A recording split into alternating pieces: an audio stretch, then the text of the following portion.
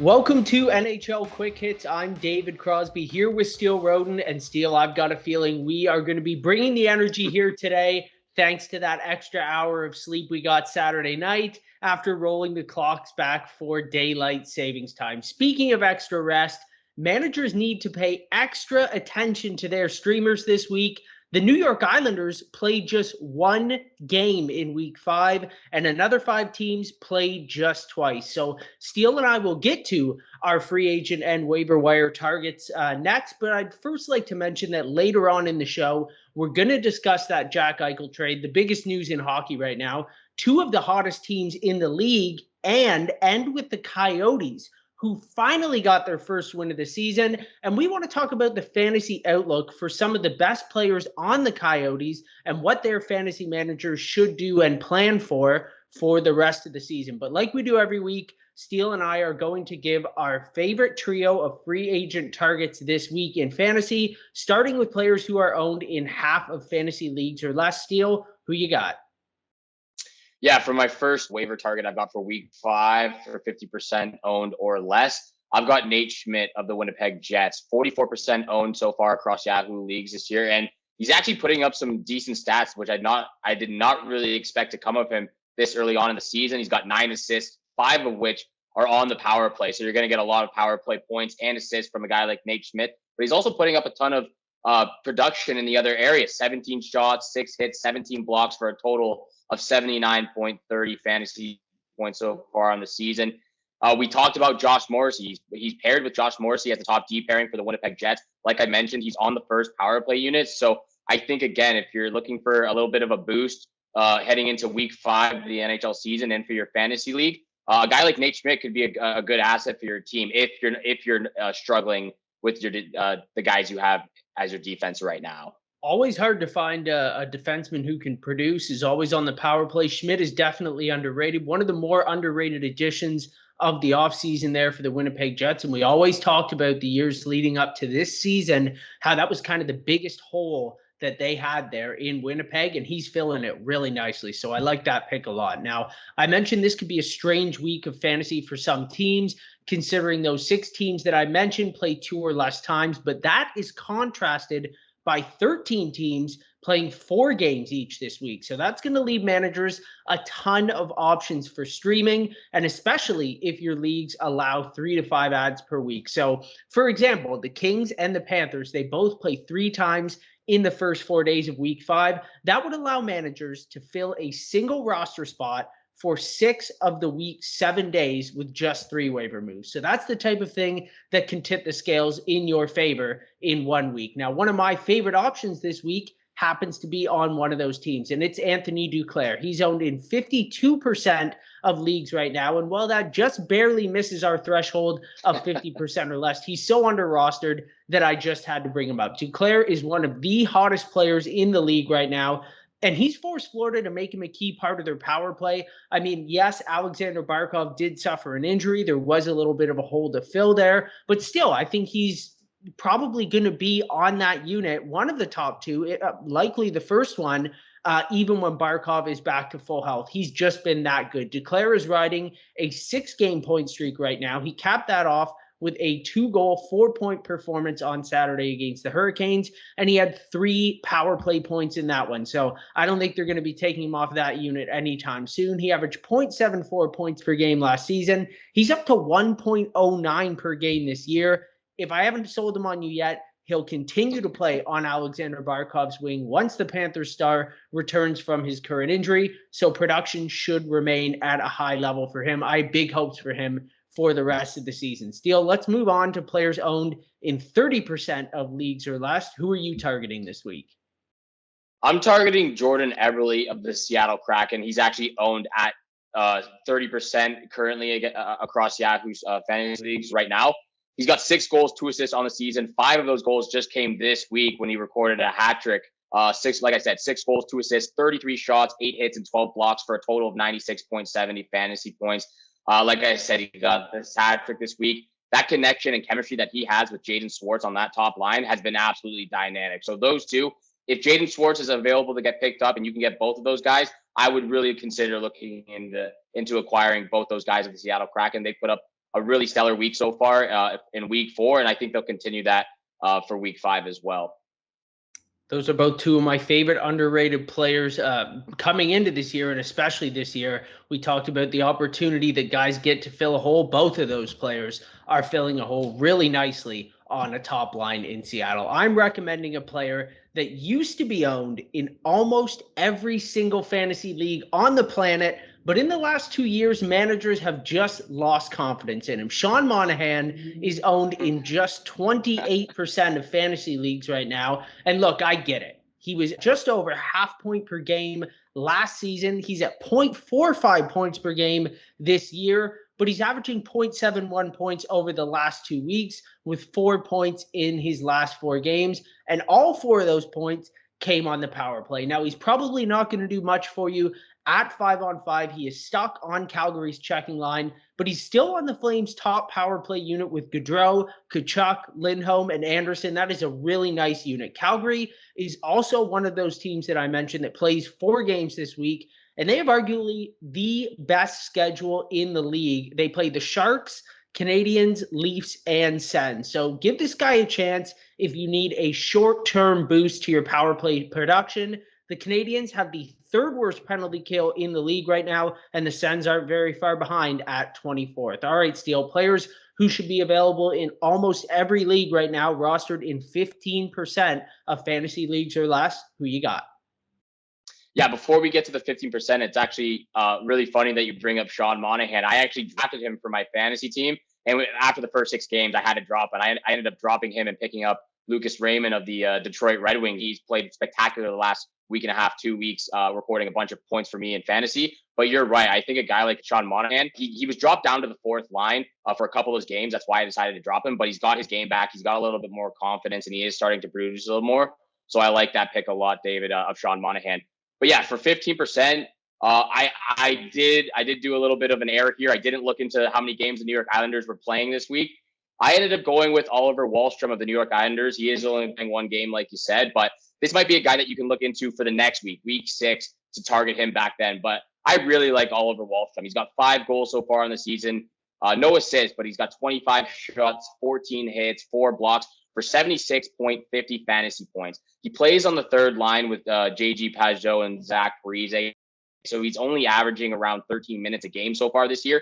But he's a young, talented forward, and they love his game in New York right now. They love his game on Long Island. The organization talks about how much they love his play, his game style, the way he plays the game, and just his character as a whole. They talk very highly about this guy. He's only 21 years old right now. He's on the second power play unit as well, so he is going to get some PP time. So again, maybe not the guy you want to acquire this week heading into week 5, but definitely someone you want to look into heading into week 6.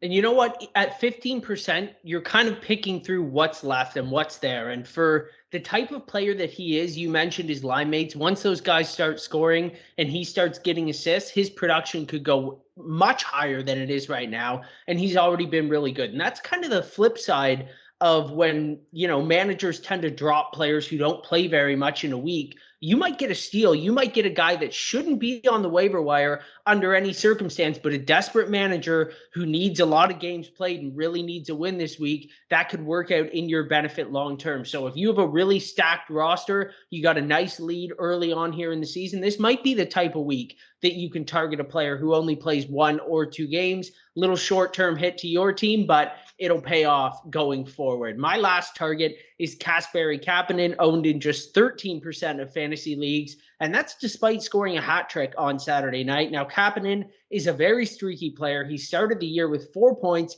in his first 6 games. He went pointless in his next 4, and then, of course, scored that hat trick. So I say ride him while he's hot. Pittsburgh, they also play 4 times this week, and that includes games against the Blackhawks and the Senators. So another nice schedule there for him. Now, we're going to get back to fantasy in our last segment, but we've got to move on to the biggest news in hockey this week.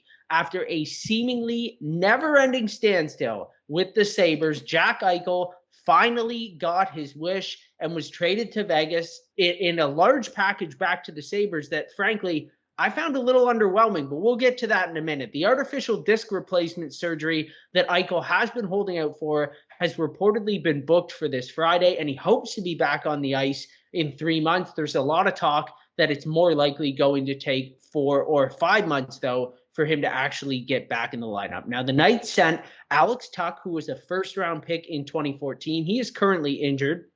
Vegas's 2019 first-round pick, Peyton Krebs, and 2 conditional draft picks for Eichel and a conditional pick. So if the Golden Knights' first-round pick in 2022, this upcoming draft, is not in the top 10, the Sabres get that selection and a Vegas second-round pick in 2023, while the Knights would get Buffalo's third-round pick that same season. But if the Knights' first-round pick in 2022 is in the top 10, if their struggles kind of with their injuries here early on in the season sidetrack them, and Buffalo, they end up getting a high pick, the Sabres will instead get Vegas's first-round pick the next year in 2023 and a second-round pick in 2024 and send back their third rounder that year. So, Steele, what do you think of this deal on both sides? Yeah, there's a lot to take in there. And I think at first, a lot of us can agree that Vegas might have fleeced Buffalo for Jack Eichel. We're talking about one of the youngest and most talented players of the generation right now. Jack Eichel is a superstar and a really, really talented player. And it's honestly been very disappointing to see this negotiation, this process with him and Buffalo take as long as it did, because I think everyone can agree that we would love to see Jack Eichel back on the ice. He's just too good of a player for this type of situation to happen and kind of stall his career at this point. But looking at it again over the last couple of days, it's not as bad as it actually is for Buffalo. Obviously, we're talking about you're losing Jack Eichel. It sucks in that respect.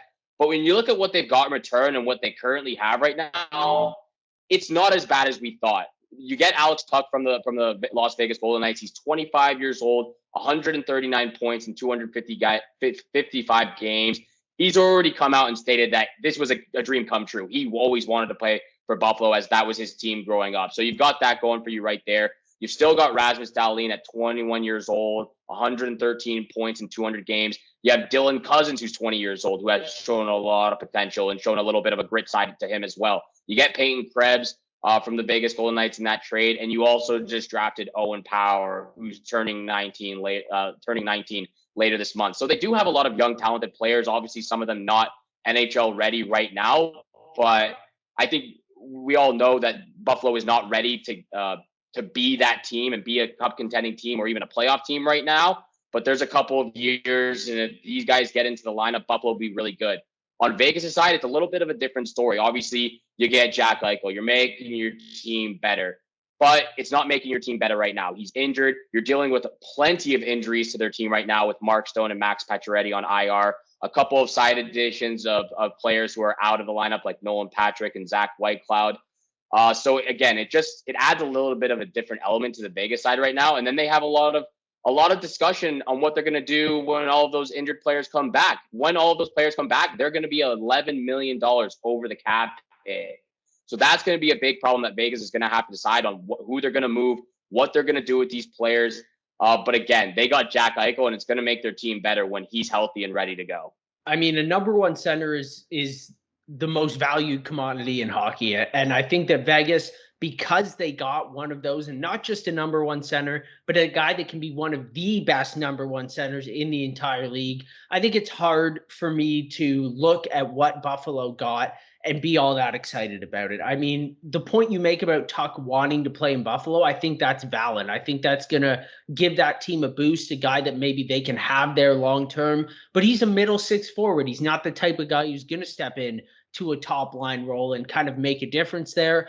I haven't seen a ton from Krebs so far, but I think he's probably the big wild card in this, because with those pick protections, it's very unlikely that Buffalo is going to get a high pick from Vegas. Even if it's 2 years down the road, if Vegas somehow struggles this year and that pick gets pushed to the next season, I just don't see them being bad enough for Buffalo to get a top 10 pick there. So I think a lot of this comes down to what Krebs turns out to be. And I'm guessing they're pretty high on him because, you know, considering how long Buffalo waited, I would imagine they must have had quite a few offers with some good prospects in there, some picks that may have also been protected. But I could have seen more picks going back their way as well. So hopefully Krebs turns out to be a really great player for Buffalo, because I'd like to see this be a win-win for both sides. I hope that's how this turns out. But at the end of the day, like you said, the biggest win is for Jack Eichel and for all of the fans of hockey, because not seeing him out on the ice and him missing this much time, yeah, it really sucks. You want to see the elite players out on the ice. So I'm really looking forward to him coming back. I hope it's this season, and it looks like it's going to be. Now, let's move on to the red hot Toronto Maple Leafs, who won their 5th straight game with Saturday's 5-2 win over Boston. They have plenty of winnable games coming up on their schedule. And aside from losing Peter Mrazek for the next 4 weeks with a groin injury, they're relatively healthy right now. Luckily for them, Jack Campbell has been unbelievable this season. He picked up right where he left off last year. But the biggest standout to me, somewhat surprisingly, has been John Tavares. He has 6 goals and 12 points in 12 games this year. He's averaging 19 minutes of ice time, and he has been really great as a net front presence offensively. I think that, when he first came to Toronto, he really had some nice goal scoring touch. He was really producing well. And then I think he tailed off a little bit with his two-way game. He wasn't that impressive. Even though the point production was still there, I think his play left a little bit to be desired. And then, of course, there was that terrible injury last year in the playoffs. Nobody knew what to expect from him starting this season. And I think, frankly, he's been better than anybody could have hoped for. So that's been huge for the Maple Leafs. I think his line, since Matthews has come back from injury, has still been the best line on the team right now and is kind of carrying the water for that team. Are you buying Toronto's rebound and how good they've looked in this 5-game win streak? Yeah, I am buying. I never sold on them. I was just a little bit nervous of how they started with some of their top players not producing whatsoever. Obviously, with Matthews not scoring, coming back from injury for the first couple of games as well. So you obviously with this team, I think all fans get nervous when watching the games. I've been nervous pretty much every single game except for that win last night against the Boston Bruins. But of course, I'm taking them. I think they're the second best team in the Atlantic Division behind the Florida Panthers. But like I said, up to date. Last night's game, Saturday night's game against Boston was the best I've seen the Toronto Maple Leafs play all year. And even then, Jack Campbell's pretty much stood on his head pretty much for every single game that he's played. He's had to come up with 4, 5 humongous saves and stand on his head just for them to squeak out a win like they did a couple of games ago against the Tampa Bay Lightning. So with that being in mind, watching this team still makes me nervous because they're still not playing tight defensively. There's, like you said, John Tavares' two-way game has just not been all there. His body's kind of slowing down on him. He's not as fast as he was. His shot, his backhand is ridiculous though. His shots are still one of the best shots in the league right now. But again, he's just not keeping up with the players. His two-way game's not there. Nick Ritchie and Andre Cache have just been absolutely terrible out there. They've done absolutely nothing to help this team out, which I thought they would bring a little bit more of a grit game to help the Leafs, but they haven't. They haven't really been doing anything to help them on that side of things that the Leafs really need help with and have struggled with the last couple of seasons.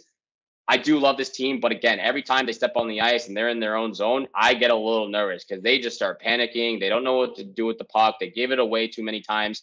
And to me, that's one of the big problems that's going to affect them towards the end of the season, especially in the playoffs. I think there's definitely room for improvement for a lot of players on the Leafs. And maybe that's a positive outlook, because they're winning right now with a lot of guys who aren't playing up to what you would have expected them to play to this season. I think the Leafs are probably kicking themselves for not signing Campbell to an extension last season. I mean, it was kind of surprising to me. His agent came out and said there hasn't been any discussion right now of signing him past this year. Maybe that huge Morgan Riley deal has kind of slowed things up. They don't really know what's going to happen with the cap. And I was also a little surprised to hear they were shopping a defenseman. I'm not really sure what they're looking to bring back there in return. Maybe it's just to shed some salary. Maybe it's a cheap young backup goaltender with Mrazek going down again. Of course, he's been really injury prone now all the way back to last season as well. So it'll be interesting to see if they trade a 7th or 8th defenseman off of that team, because even though they've been solid, I wouldn't say defense is necessarily their strong point right now either. Now, let's quickly touch on Mikhail Sergachev's 2-game suspension for an illegal check to the head of Mitch Marner on Thursday. Well, the result of the impact of that hit wasn't the same. It kind of reminded me of Nazem Kadri's blindside hit in last year's playoffs. Do you think the league got this one right with the 2-game suspension? Yeah, I think they got it right. After seeing Marner, obviously it was a vicious hit right to the head. He goes down, but he got right back up. He wasn't overly injured, and it didn't really affect him. He actually was still on the power play on that penalty from Mikhail Sergachev. So I think that came a little bit into play about how many games would be handed out to Mikhail Sergachev. But again, I just don't understand what's going through his head. He's getting he can see that Victor Hedman's hooking Marner. There's already a penalty. And you and I already talked about this. I told you, I was like, you could legit see the thought bubble pop up over Sergachev's head, and he just said, "Screw it, I'm doing it." And he just leaned in with the shoulder and caught him right on the chin. So to me, it was a blatant. Like he knew exactly what he was doing. Again, the fact that Mitch Marner was okay, he wasn't overly injured. Obviously, it must have shook him up a little bit. So I'm glad that he's okay, but I think 2 games, maybe 3 should have been the maximum, but right in that area, I think they got the right call here. Now, you mentioned them a couple of minutes ago. One hot team to another. The Florida Panthers improved to 10-0-1 with their 5-2 win on Saturday, and they look like the best team in the league right now. Aside from injury, is there anything about the Panthers that could stop them from title contention, or are you all in on this team? Besides injury, I think the one thing, and it's one crucial piece that might stop them, is Sergei Bobrovsky. And you and I might sit here and we'll laugh about this because he's been absolutely incredible this season. But there can be times, which you've seen over the last couple of years, where he starts to struggle and he can't get the monkey off his back. Luckily, they do have Spencer Knight. And I think if it comes to that point where he has to step into the crease and take the reins from Bobrovsky, I think he's good enough to do it. And I think he's a stellar young goalie who can be that goalie if the time comes. Bobrovsky can't be that guy for Florida. But other than that, oh my goodness, is this team good. The fact that they haven't lost a game in regulation this year, they're 10-0-1, is just outstanding. Florida's defense is incredible, absolutely ridiculous. Mackenzie Weegar, Gustav Forsling, Brandon Montour, and I talked to you about Aaron Ekblad in our mock draft, about drafting him a little bit earlier. 4 goals and 6 assists on the season. He's been absolutely incredible. And then Anthony Duclair, what an absolute incredible start to his season this year. You and I talked about him last season before the season started, and we discussed about this a couple of times, where he was traded too many times. He couldn't find his home. He couldn't get comfortable. He couldn't get his confidence. He didn't have a place that he could call home and be the player that we've seen him be in the past, where we saw him in the World Juniors for Team Canada and a couple of years ago with the Ottawa Senators and Arizona Coyotes.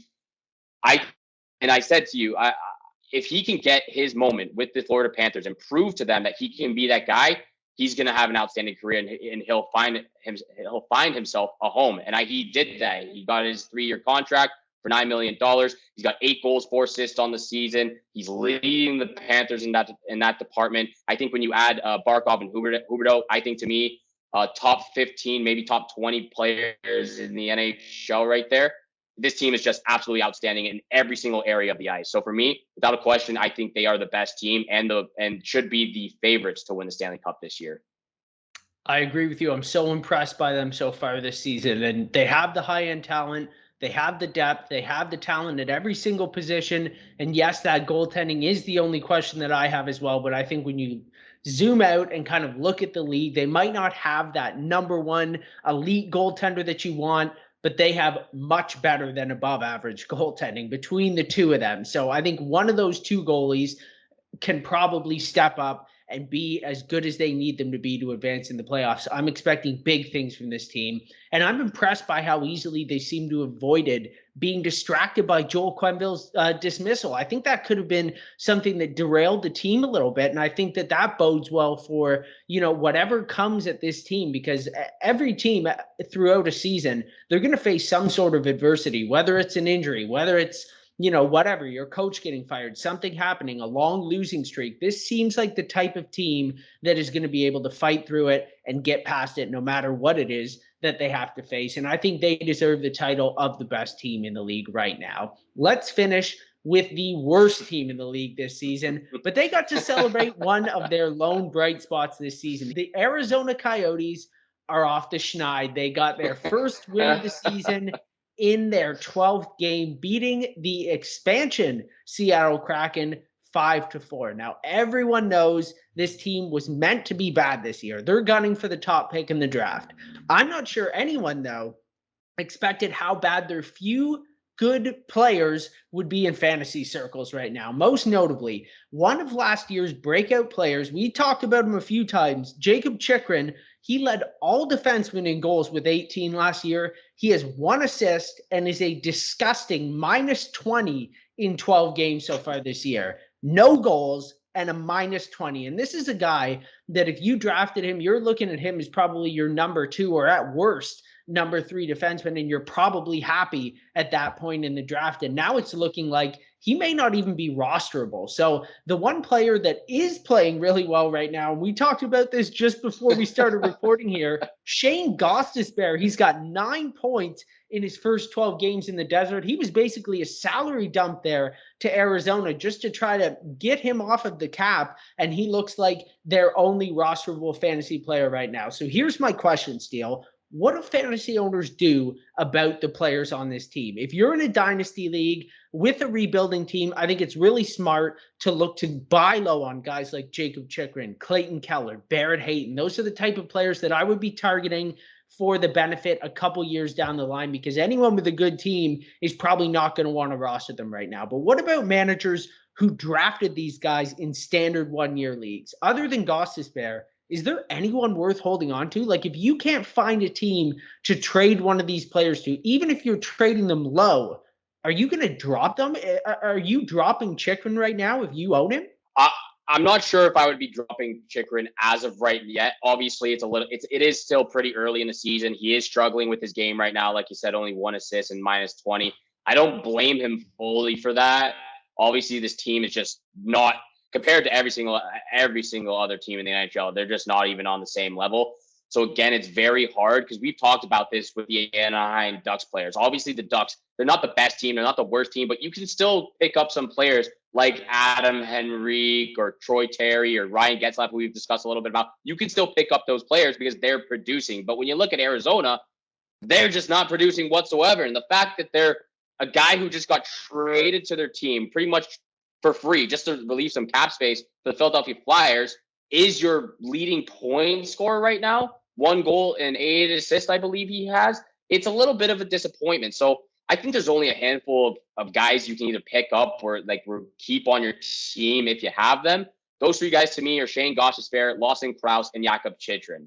I think those 3 guys are your best bet right now. Lawson Crouse is their leading forward for points right now, 2 goals, 4 assists. He gets a ton of shots, a decent amount of hits and blocks in the game as well. And then obviously Jakob Chychrun, he's still a really good defenseman. It's just his game right now up to this point is just not what we've seen from him in the past. So I think those 3 guys are your best bet. But again, if you can drop one of these guys and pick up someone who's on a better team, who's producing a lot more, like I was just mentioning, Ryan Getzlaf, or guys on those lower talented teams who probably won't make the playoffs, it might be something to consider. But as of right now, it's a little early to drop a guy like Jakob Chychrun, in my opinion. I think it's such a tough decision because you never want to give up on a really talented guy, especially a defenseman who we all know they're so difficult to find, the ones who can produce offensively. But if you're in a league that has plus minus, my least favorite category, by the way, I absolutely hate plus minus in fantasy. But if you are in a league that has it, and most of them do, I think it'd be really hard to roster a guy who's -20 right now because he's basically giving you a -2 every single time he's in the lineup. And that just kills you. So I don't know. I wouldn't blame any managers for dropping somebody this early. Frankly, I might do it. Thankfully, I didn't end up drafting any of them. So lucky for me. That's going to do it for today's episode of NHL Quick Hits. Please follow, and subscribe to our channel, and follow us on social media as well. A bunch of you sent us some great fantasy hockey related questions last week. keep those coming this week. They give us ideas for the upcoming show. We like to discuss some trades that you're considering. Looking at a few of them on there, go check them out. See what other managers have their value of their players out, and maybe it'll give you an idea of what you can get for your players in return. On behalf of Steele Roden, though, that's going to do it for us here this week. Thanks for tuning in to NHL Quick Hits.